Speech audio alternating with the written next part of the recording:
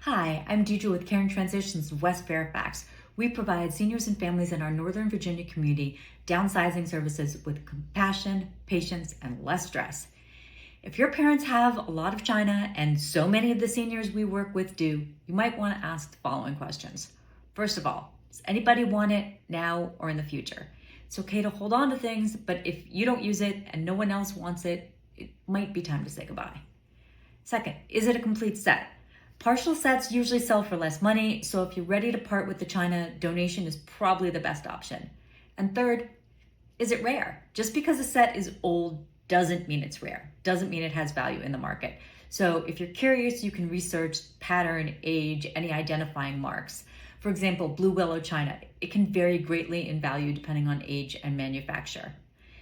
It's a lot. Remember, you don't have to do this alone.